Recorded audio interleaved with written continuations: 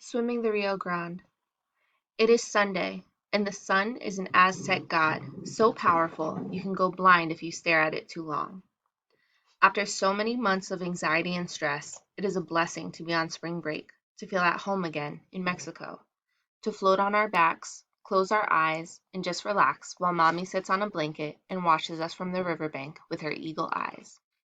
Poppy is stranded in the shade of the mesquite trees because he is Guerrero, not dark like we are, and the sun god has turned him red like a boiled crawfish.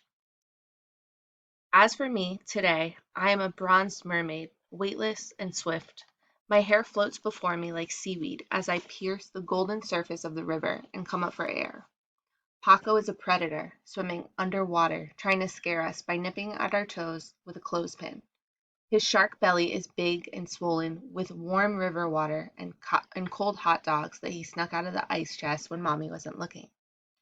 Annalisa and Victoria are water sprites, diving for pretty rocks and collecting them in the socks they've been wearing, calcetines that were Sunday school white this morning, but are now dingy and stretched out enough to fit Bigfoot.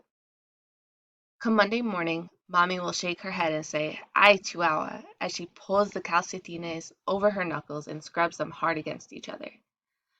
For now we are frogs, bobbing up and down and side to side, with our eyes half closed, letting the sun, our ancient father, the patron god of our ancestors, kiss our naked foreheads from far up in the sky.